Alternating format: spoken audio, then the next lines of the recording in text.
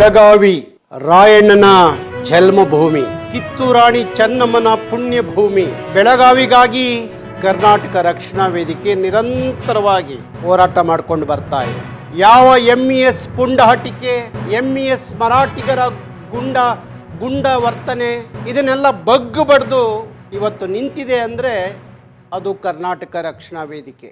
ಮೊನ್ನೆ ನಡೆದಂಥ ಬೆಳಗಾವಿಯಲ್ಲಿ ಒಬ್ಬ ಬಸ್ಸು ಕಂಡಕ್ಟರ್ ಮೇಲೆ ಕೆಲವು ಮರಾಠಿ ಪುಂಡ್ರು ಗೂಂಡಾಗಳು ಅಲ್ಲೇ ಮಾಡ್ತಾರೆ. ಕನ್ನಡ ಮಾತಾಡಿದ್ದಕ್ಕೆ ಮರಾಠಿ ಮಾತಾಡು ಅಂತ ಹೇಳಿ ಆ ಕಂಡಕ್ಟರ್ ಮೇಲೆ MES ಮತ್ತು ಮರಾಠಿ ಗೂಂಡಾಗಳು ಅಲ್ಲೇ ಮಾಡ್ತಾರೆ, ಜೀವ ಬೆದರಿಕೆ ಹಾಕ್ತಾರೆ.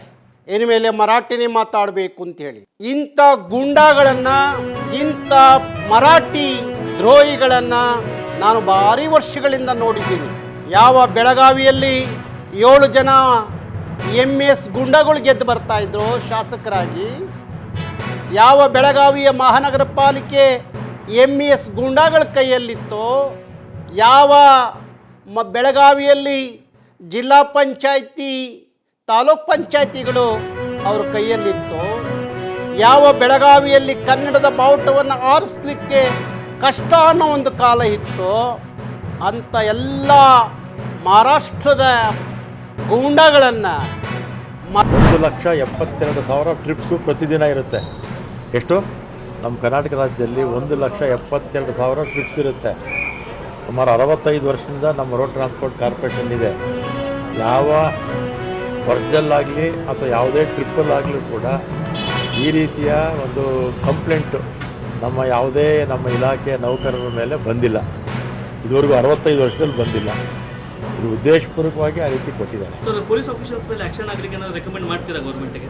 ಅದು ನಮ್ಮ MD ಅವರು ಈಗಾಗಲೇ ಮಾತಾಡಿದ್ದಾರೆ. ಆಮೇಲೆ ಇವರು DIG ಕೂಡ ಮಾತಾಡ್ತಾರೆ.